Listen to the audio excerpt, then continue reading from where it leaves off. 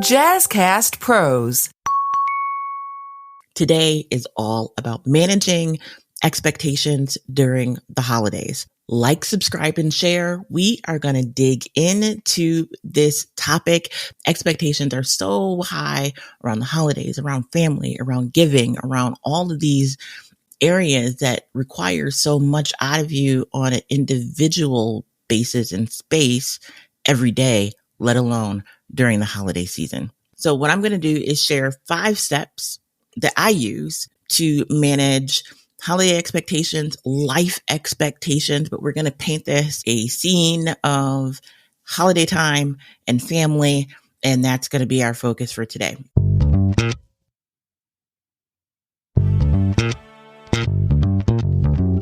Welcome to Healthy Illness Podcast, the podcast helping you to build healthier relationships while living with mental health conditions. I'm your host, Kelly Marie, and I live with mental health conditions. I use my life, I use my journey, my story, my decades of therapy, and my training and work as a peer in this space of mental health to help you build and create the life that you deserve. Big shout out to Jazzy T, Jazzcast Pros Network, and all of my podcast hosts out there on the network. What a journey we are on together, and it's an honor to share this virtual space with y'all. So, managing expectations for the holidays. What does that look like? Listen, first of all, let me just say it is Sagittarius season, and I'm here for it. It's birthday season. What does that mean for me?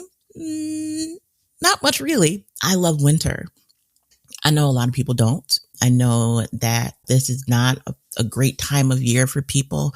I'm not a big holiday person, so that doesn't affect me in that way. It used to, having kids as a young person and wanting them to have a great holiday season and, my issues around all things holidays. But I've gotten to this place where I can accept the holiday season and all of the things that come with everyone else being joyful or not.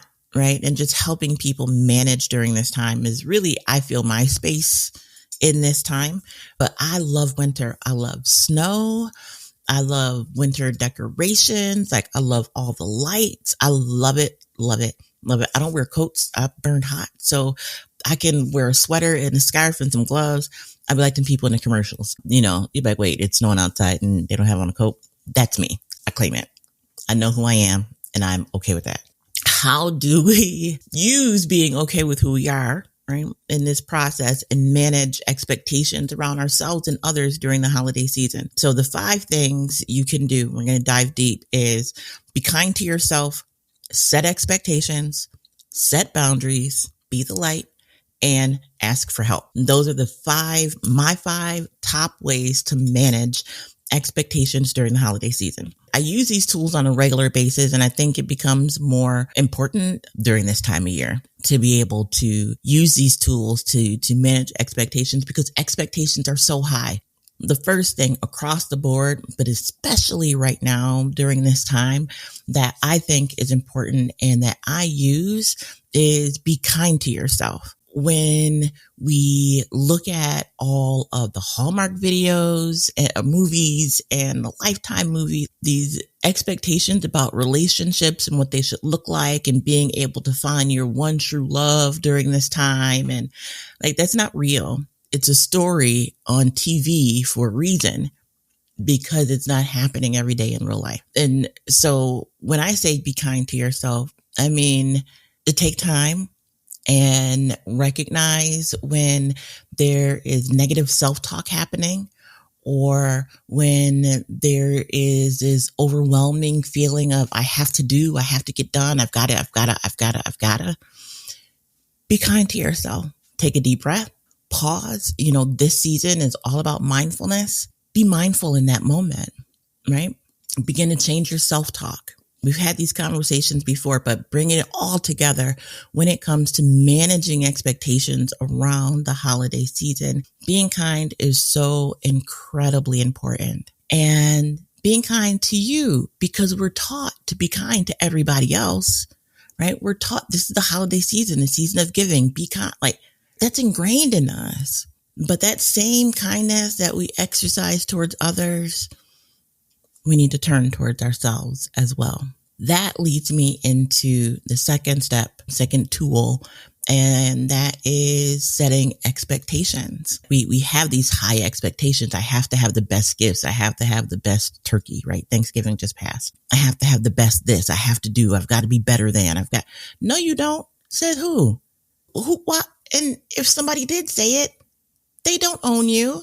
You design yourself. So it is an excellent opportunity in the midst of all of the things that are happening. Mindfulness, right?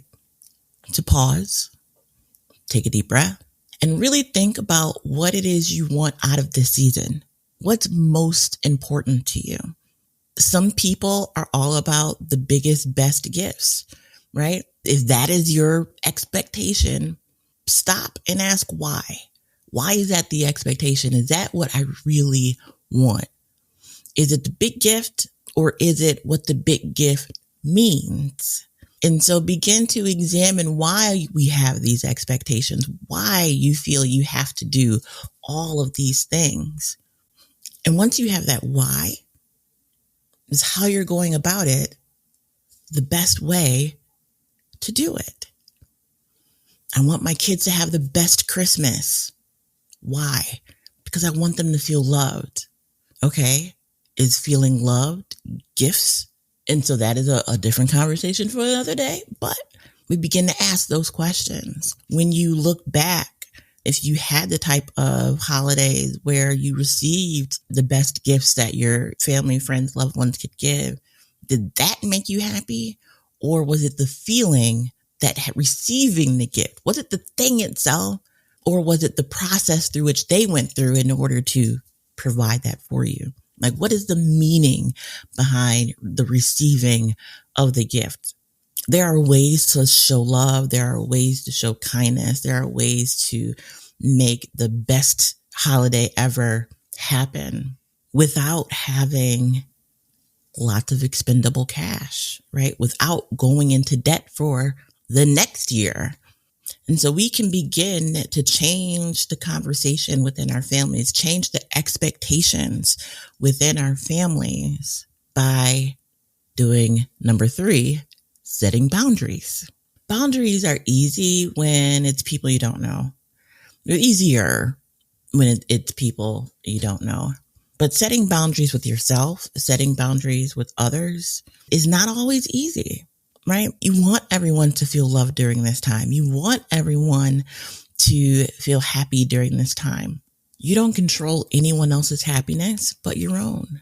And there is a wonderful feeling we get, when we give and make other people happy. But there are ways to go about that where you are not depleting yourself in order to be kind, in order to set expectations, in order to set boundaries. Setting boundaries is a healthy way to build mental health. Being consistent in those boundaries and in those expectations is an excellent way to begin to show people what you will and will not accept, what is and is not good for you. While we are giving, while we are spending time with family, while we are desiring to create the perfect holiday, it's important to know that no such thing exists. We're human beings, right? We are not perfect. We are imperfect by genetics, right? Like it is what it is. People be people. And so when we look at the expectations that society places on us and that our families and friends and, life places on us, those are not expectations we have to meet. The expectations we have to meet are the expectations that we set for ourselves. And those expectations we don't even have to meet if they're not realistic expectations, because it'd be impossible for you to meet these lofty goals. What is a real expectation? What is a healthy boundary? Setting dollar limits or setting gift types. To be honest, if being around people is traumatizing or toxic for you, you don't have to do it. There's no rule that says you have to place yourself in a space to be mistreated or traumatized or hurt to please others. That's not healthy. There are ways to show people you care without re-traumatizing, without creating a space of hurt, right? And that in and of itself is another process, but 3 of those ways to begin that process is being kind to yourself, setting expectations. Number 4, asking for help. Asking for help is not easy for many people. And oftentimes we wait until it's so bad that the help someone gives requires a lot of them, when if we ask for help earlier on, the lift off of us would be just as great, because then we don't go down this road of needing so much more help later on. But it also is a kindness to the people that we care about. 1, because we're asking for help earlier on in the process. And 2, we're asking for help. People that care about us want to help. They want to be there. And I know this happens with me. I'll ask for help, but then be vague about it. Being clear in your request in and of itself is a gift. Clarity is a gift. So being clear about what you're asking for can help ensure that you get the thing that you're asking for, the thing that you really need. Oftentimes, we will just say, oh, well, I need help with dinner. Whatever you could bring would be great. What if they bring the thing that you're going to make, or you wanted to make, or that's easiest for you? They may pick the thing that's most difficult for them, thinking that it's helping you, but that's actually the thing that's easiest for you. Does that make sense? Like, we all have gifts and specialties. We're all able to do things that may be done better than someone else. And so if you're talking about bring something for dinner, I'm thinking Thanksgiving, right? You need help with dinner and you tell someone, oh, just, you know what? Why don't you bring the stuffing, bring the dressing? But you know how you like your dressing. Like, that's your thing. Like, don't ask somebody to do something that is going to upset you when they do it the way they do it. If you need your stuffing to taste a certain way, that may be the thing that you make. Ask them to bring, I'm trying to think of something that can't nobody get wrong, and everything I'm thinking of, somebody could easily get wrong. But be specific and clear in your request. Clarity is in and of itself a kindness. Choosing the right time. Like, this is a, tough season for a lot of people because everyone's so busy. There's holiday parties, there's family gatherings, there's religious services, their weather is bad, right? There are a lot of things that get in the way. And so asking early and asking for the lighter lift is always helpful and beneficial. At the same time, if you waited until the last minute and you really need, ask for the help. Perhaps lesson learned. Next time I'll ask earlier, but don't not ask because you think it's too late. Don't not ask because you think it's too heavy of a lift. What is heavy for you may not be heavy for someone else. I think also when asking for help, if you express your feelings around the situation and also being open to other ways of doing a thing, alternatives to the ask, is helpful because, again, the person is helping you do a thing. So you're asking them to meet you in the space where you need assistance. Maybe they can do it slightly different. It may not be exactly the way you would do it, but you don't have to do it at all, right? And so this thing is off of your plate. Someone else is going to do it slightly different than you would. And that's okay, because who said it had to be that way, right? And that's all right. And then finally, that last piece of asking for help is expressing gratitude. Right? Let people know you are thankful for them assisting you truly and genuinely. I can think of so many stories of people being nasty in their ask for help and not being thankful that the help was given. And in that space, we're certainly not showing kindness, right, to others. And we're setting the stage for the help, the ask to not being fulfilled in the future. So always be clear and be kind in the ask for help and express gratitude when folks say yes, right? And so the last piece is be the light. Now, be the light, is my motto. That's what I live by. We don't know where people are when we engage with them. Even if it's someone you know very well, you don't necessarily know what they're thinking, what they're experiencing, what they're feeling. And so being the light really means no matter where someone else is, no matter what their experience is, where they are mentally, where they are emotionally, right? We are meeting them with love, with kindness, with grace, with mercy, because that interaction can change their life. It could be something as simple as holding the door and saying good morning. That small interaction to you could be so life-giving to someone else. So don't minimize your acts of kindness, right? We do not know what people are going through when they're smiling. And so your smile, your generosity of kindness can go a long way, especially during a time when a lot of people are dealing with grief and loss and still trying to push through the holidays and show up for friends and family, right? People are losing their jobs. People have lost jobs and don't have the finances and resources to be able to show up in the way that they want to during this time, right?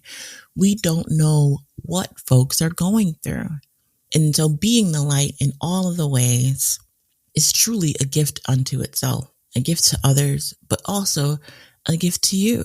And so I encourage you, step 5, be the light in all of the ways, and especially during literally one of the darkest times of the year. So those 5 steps are my top 5 steps for managing expectations, managing emotional, I don't use the word baggage, but emotional stress during the holiday season.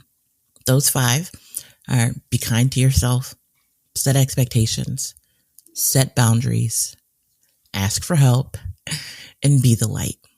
So again, if you are looking for organization, assistance, and managing whatever is happening in your life right now, feel free to call 211 or go to 211. You just put 211 in your chat bar, ask Siri or Alexa or Google. They'll take you there, and you'll get local resources if you're in the U.S. around being able to assist in those areas, and they can point you in the right direction. It's a good place to start. They don't have all the answers, but it's a good place to start. And then 988 is the crisis text line. It's a helpline, and crisis looks different to different people. If you need someone to talk to, call 988. Just call. Let that conversation happen and occur. You're not being a burden. That is literally what they're there for. And you will be put in contact with someone who is trained to have tough conversations and trained to assist you in this space. If you're experiencing a medical emergency, someone you know is experiencing a medical emergency, please dial 911. Let them know, the 911 folks, let them know what's happening. If you suspect that there's a substance use overdose or mental health emergency, let them know that when you call, and that will help them get the right people out to you. I pray that this time of year is good for you, that you're able to find some joy, that you are able to love the snow if you're in a place where it snows. But if you do, enjoy it. If you don't, find some joy in it. Like, there's benefits to all of the seasons. They happen for a reason, but also have benefits to them, and find some joy in that, whatever that may be. Until the next time, be the light and know that you're not alone.